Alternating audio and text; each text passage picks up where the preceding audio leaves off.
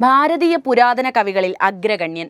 പ്രാചീന കവികളും ആധുനിക കവികളും ഒരുപോലെ ആരാധിക്കുന്ന ബിംബം. പുരാണ കഥകളും നാട്ടുകഥകളും ഒരേ പാടവത്തോടെ പുനരാവിഷ്കരിച്ച കവി. സംസ്കൃത ഭാഷയ്ക്ക് അദ്ദേഹം നൽകിയ സംഭാവനകൾ അദ്ദേഹത്തെ ഇന്ത്യയുടെ ഷേക്സ്പിയറാക്കി മാറ്റി. ആ പ്രതിഭയുടെ പേരാണ് കാളിദാസൻ. അദ്ദേഹം എങ്ങനെയാണ് ഇന്ത്യൻ ഷേക്സ്പിയറായി രൂപപ്പെട്ടത്? അതിൻ്റെ ഉത്തരമാണ് ഇന്നത്തെ വീഡിയോ.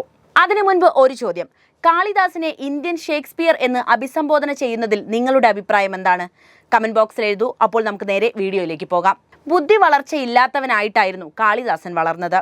പിന്നീട് കാളിദാസനെ പണ്ഡിതയായ ഒരു യുവതി വിവാഹം ചെയ്തെന്നും അധികം താമസിയാതെ കാളിദാസന്റെ ബുദ്ധിശൂന്യത തിരിച്ചറിഞ്ഞ ഭാര്യ വീട്ടിൽ നിന്നും ഇറക്കി വിട്ടെന്നുമാണ് കഥ. വീടിന് പുറത്താക്കപ്പെട്ട കാളിദാസൻ വിഷമത്തോടെ ബുദ്ധിക്കായുള്ള തന്റെ അലച്ചിൽ ആരംഭിച്ചു. അലഞ്ഞു തിരിയുമ്പോൾ അദ്ദേഹം ഒരു വൃദ്ധയെ പരിചയപ്പെടുകയും അവരുടെ ഉപദേശമനുസരിച്ച് ബുദ്ധി വളർച്ച ഉണ്ടാകാനായി തൊട്ടടുത്ത കാളീക്ഷേത്രത്തിൽ എത്തുകയും ചെയ്തു. തത്സമയം ദേവി പുറത്തു പോയിരുന്നതിനാൽ കാളിദാസൻ അകത്തു കയറി വാതിലടച്ചത്രേ.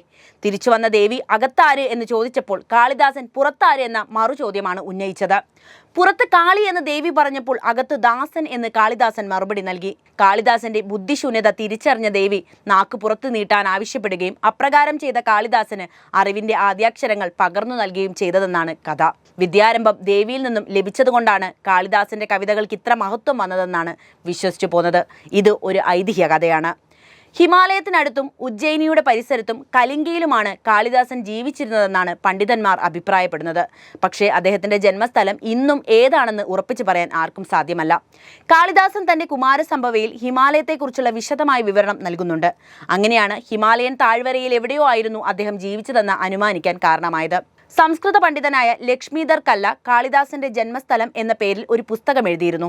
കാളിദാസന്റെ രചനകളെ അടിസ്ഥാനമാക്കി കാളിദാസന്റെ ജന്മസ്ഥലം കണ്ടെത്താൻ ശ്രമിക്കുകയായിരുന്നു അദ്ദേഹം ആ പുസ്തകത്തിലൂടെ. കാളിദാസൻ ജനിച്ചത് കാശ്മീരിലാണെന്നും എന്നാൽ തെക്കോട്ട് നീങ്ങി അഭിവൃദ്ധി പ്രാപിക്കാൻ പ്രാദേശിക ഭരണാധികാരികളുടെ രക്ഷാകർതൃത്വം തേടിയെന്നും അദ്ദേഹം ആ പുസ്തകത്തിൽ പറയുന്നുണ്ട്. കാളിദാസന്റെ രചനകളിലെ വർണ്ണനകൾ നിരത്തിയാണ് അദ്ദേഹം തന്റെ വാദം സാധൂകരിക്കുന്നത്. വിക്രമാദിത്യൻ എന്ന രാജാവിന്റെ കൊട്ടാര കവിയായിരുന്നു കാളിദാസൻ എന്നാണ് പരക്കെ അറിയപ്പെടുന്ന മറ്റൊരു കാര്യം.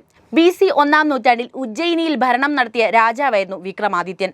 അതേസമയം തന്നെ വിക്രമാദിത്യൻ എന്നത് ഒരു ചരിത്ര പുരുഷനല്ലെന്നും മറിച്ച് സ്ഥാനാരോഹണത്തിന് ശേഷം ആ പേര് പല രാജാക്കന്മാരും സ്വീകരിച്ചുവെന്നും പിന്നീട് പലരും കണ്ടെത്തിയിട്ടുണ്ട്. കവിയും നാടകകൃത്തുമായ ഇദ്ദേഹത്തെ ഇന്ത്യൻ ഷേക്സ്പിയർ എന്നാണ് വെള്ളക്കാർ വിളിച്ചത്. ഷേക്സ്പിയറിനേക്കാൾ മുൻപ് ജീവിച്ച കവിയാണ് കാളിദാസൻ. എങ്ങനെയാണ് യൂറോപ്യന്മാർ അങ്ങനെ ഒരു വിശേഷണം നമ്മുടെ കവിക്ക് നൽകിയിട്ടുണ്ടാകുക?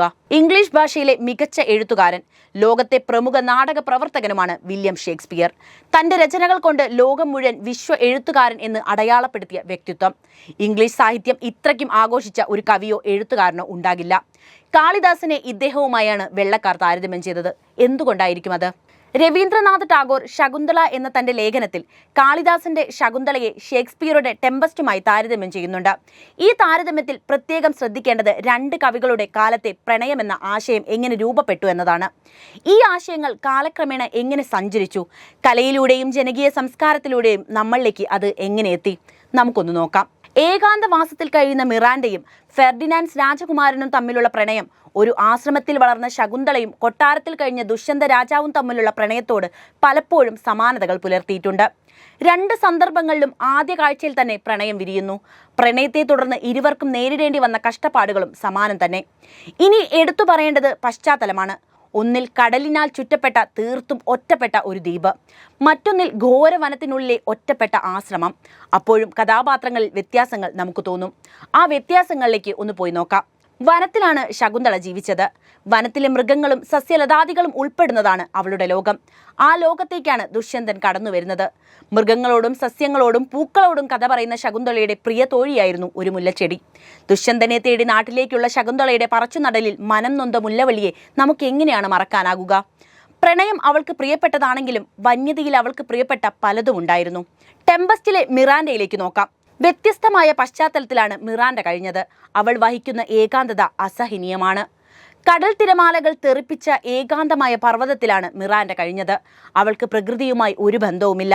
അവളുടെ ജീവിതകാലം മുഴുവൻ ചെലവഴിച്ച സ്ഥലത്ത് നിന്ന് അവളെ മാറ്റി നിർത്തിയാൽ പോലും പ്രത്യേകമായ യാതൊരൊടുപ്പും അവൾക്ക് അവിടെയില്ല. അച്ഛനെയും മറ്റു രണ്ട് മനുഷ്യരെയും അല്ലാതെ അവൾ അവിടെ ആരെയും കണ്ടിട്ടുമില്ല. വീണ്ടും പറയട്ടെ, പ്രണയം അവൾക്ക് ഒരു രക്ഷപ്പെടൽ കൂടിയാണ്. ഏകാന്തതയുടെ തടവറയിൽ നിന്നും സ്വാതന്ത്ര്യത്തിന്റെ സന്തോഷത്തിന്റെ ലോകത്തേക്കുള്ള ഒരു രക്ഷപ്പെടൽ. ഒന്നിനേക്കാൾ മികച്ചതോ മോശമോ എന്ന് തോന്നുന്നില്ല. രണ്ടും മികച്ചത് തന്നെ. രണ്ട് പശ്ചാത്തലങ്ങൾ, രണ്ട് ലോകവീക്ഷണങ്ങൾ. ടെമ്പസ്റ്റും ശാകുന്തളവും പറയുന്നത് പ്രണയത്തിൻ്റെ രണ്ട് മുഖങ്ങൾ.